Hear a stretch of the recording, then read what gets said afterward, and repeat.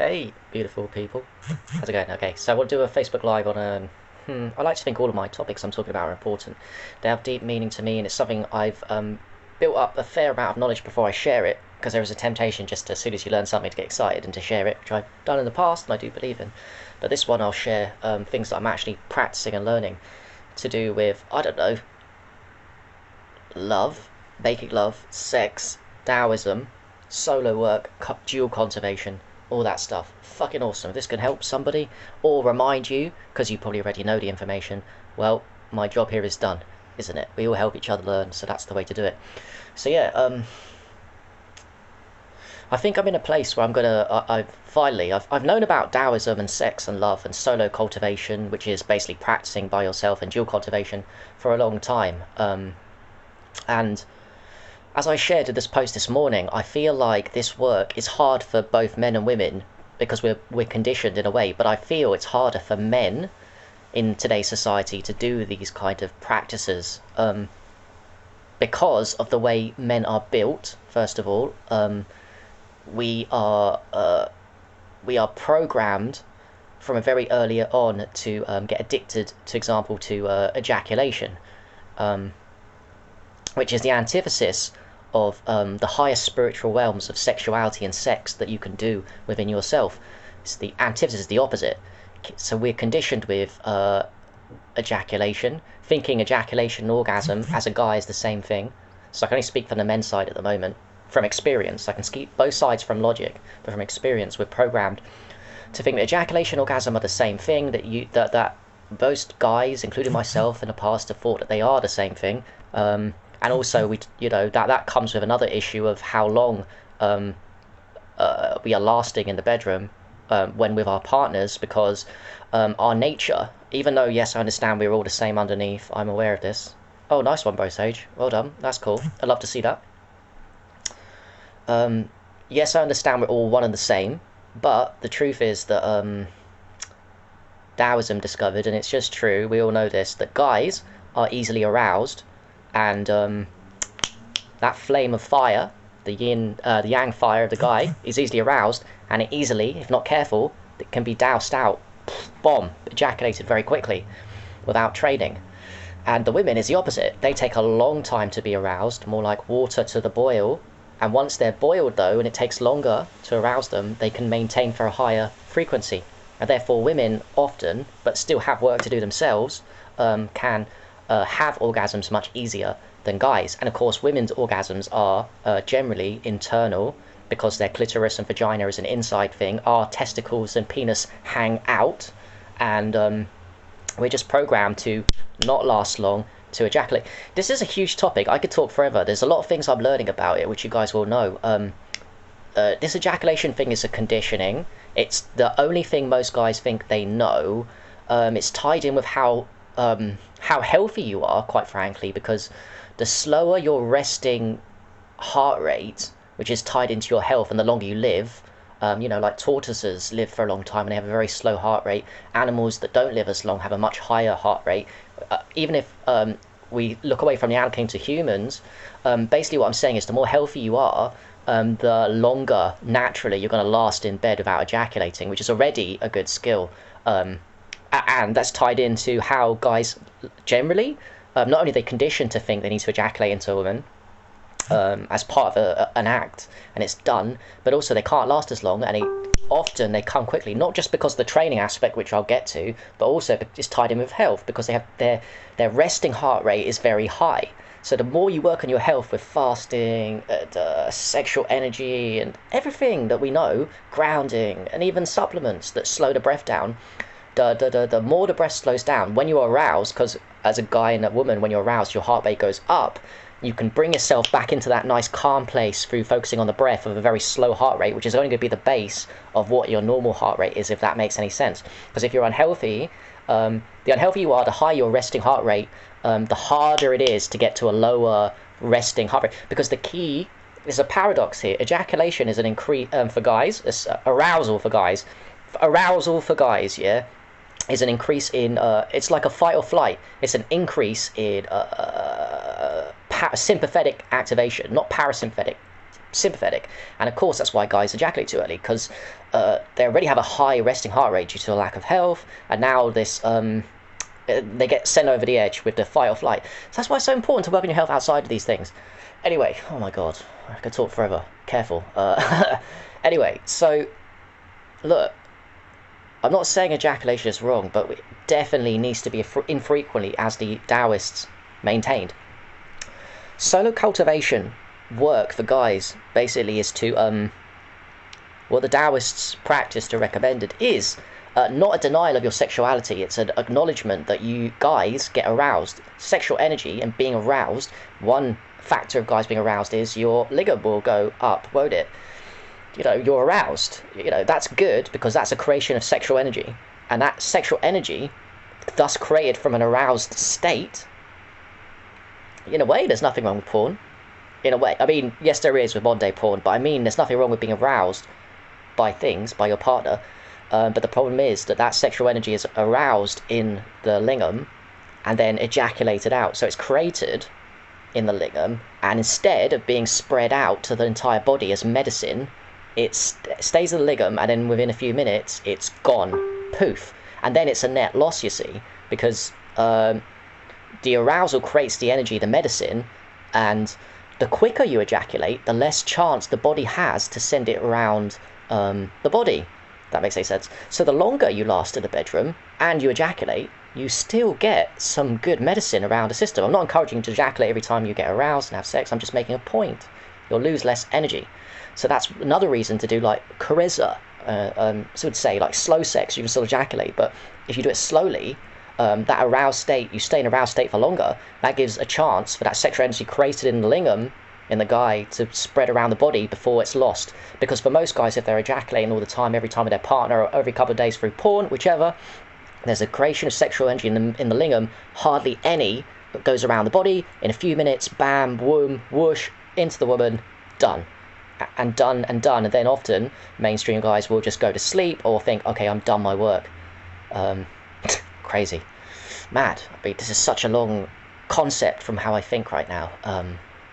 You know, it's like the book She Comes First is a great one, isn't it? Where is this? I've got it somewhere. Yeah, that's a good book. She Comes First is a great one. There's foreplay and all that stuff.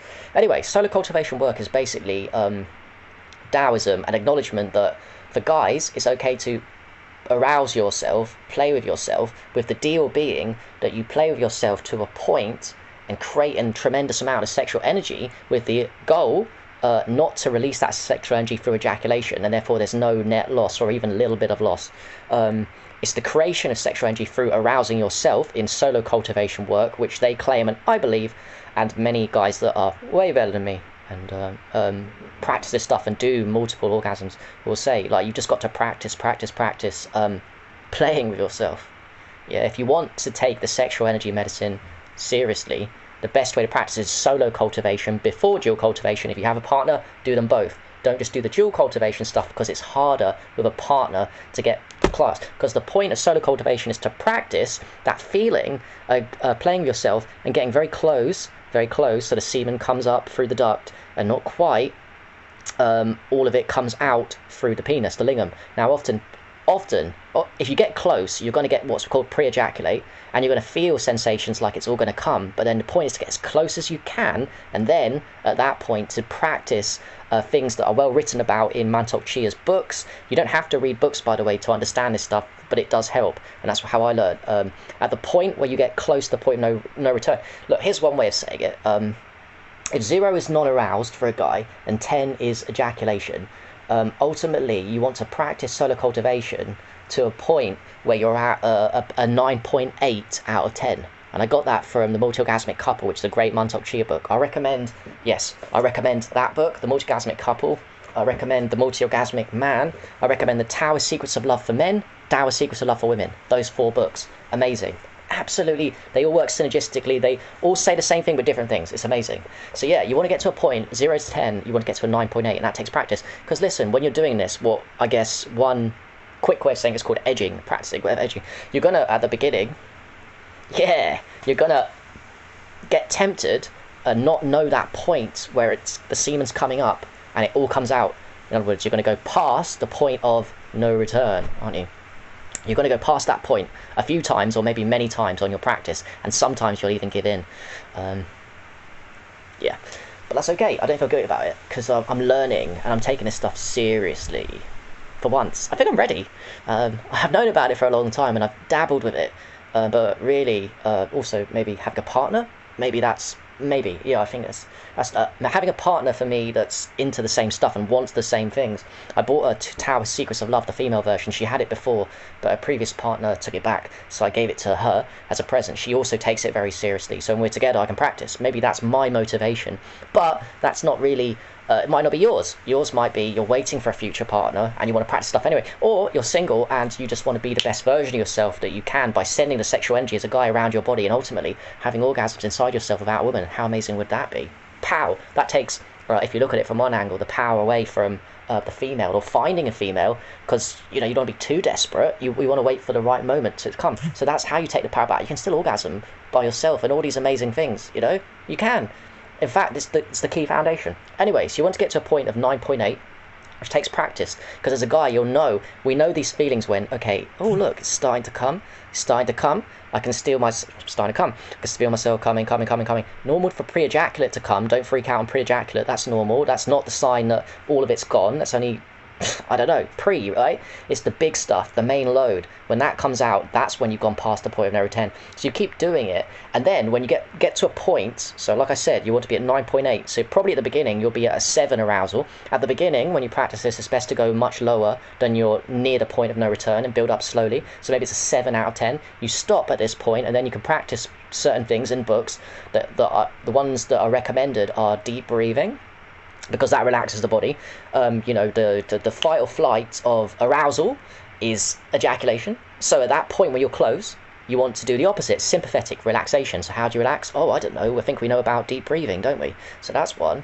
Another one is to contract the perineum, which is basically when you wee, stop your wheeze, and that sends pulls blood away from the penis into the muscles of the body of the perineum, and also sends the energy up.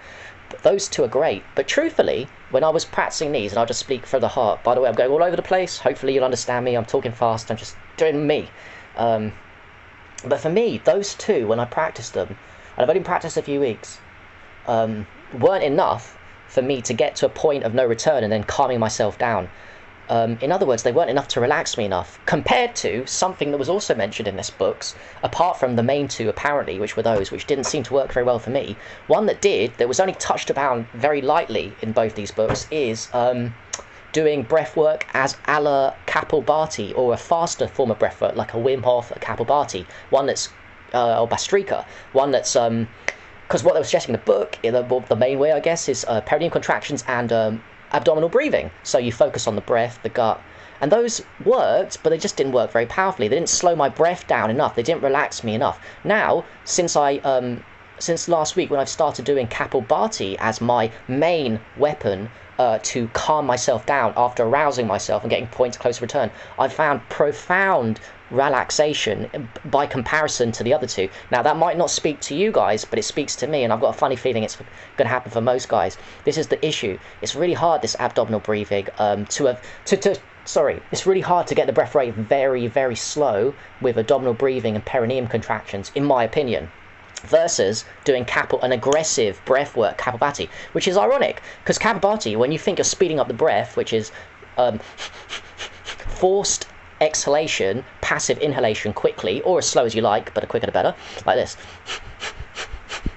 Sounds like that, right? So when you do that for 10, 20, 30, and the longer the better, my God, does your breath... This is why I did a post a few days ago about how I love Kapalbhati, and it's my heart. It's one of those breath works that gives you the most bang for the buck, because when you come out of that breath work, and during, your breath slows down like you wouldn't believe, compared to manually thinking about abdominal breathing, or manually doing the slow breath works. Does that make any sense?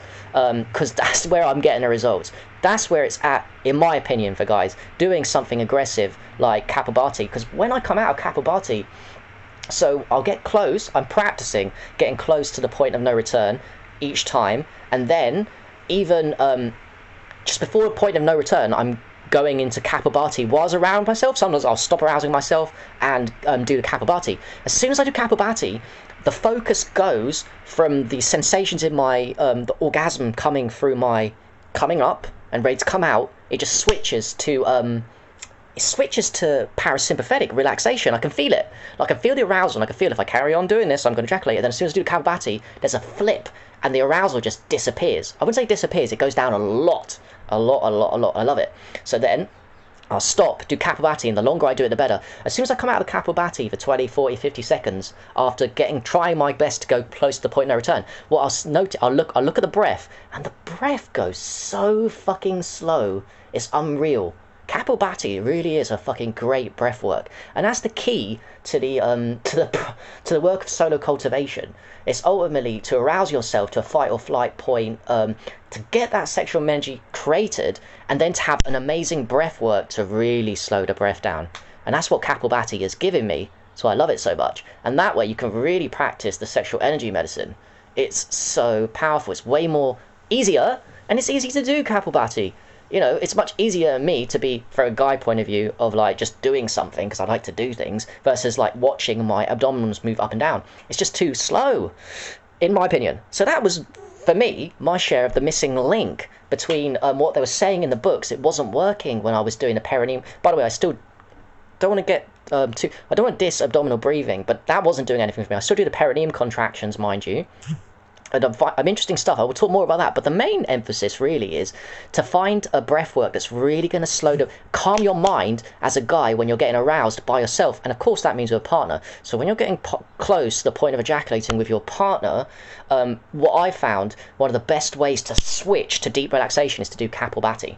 It's amazing, and this is tied into health overall, like I said at the beginning, because the slower your breath rate generally, the slower your resting breath rate generally, which is tied into your health, the healthier you are, the easier you're going to switch from aroused fight or flight to the point of no return to just before, without going over the edge, to the key, which is relaxation. The slower the breath is, the more relaxed you become. The more relaxed you become, the more the sexual energy can transfer around your body. That's the key, and that's what they mean in Taoism by men having orgasms internally in different parts of the body aside from your penis. You can have it in your perineum, orgasm. You can have an orgasm in your kidneys. You can have orgasm in your arms, your legs, your brain. Same as women, every part of your body as a great goal. And then, and I'm only speaking theory now, but then you go on to the next level with these practices of a whole body orgasm for men, very possible. And then the next level, same as women. Women can orgasm in different parts of their body. Women can have whole body orgasms. We both can. Men have been told we can't. Yes, we can. At the ultimate level, if you want to look at it from a goal-setting point of view, and the real basis of, I guess, for me, from my understanding of Tantra, is to merge with your partner and no longer to be an ego and her an ego, and you're getting something from her. And do you know what I mean? Taking, it's more like complete sharing, to the point where if you practice this beyond the whole body orgasms, and you take this stuff seriously, rarely happens accidentally. If you take this stuff seriously, the whole point is to merge in union. And what I mean by that is a dissolution of the ego. When the ego dissolves, she is no longer a person, she is you. Much in the same way that when you take psychedelics, enough of them, at times you can completely dissolve your ego and merge with the universe, all there is, the actual truth. You can do the same thing through sex. And this is why I believe the powers that be have got guys, boys, obsessed with porn at a very early age, which is fake shit.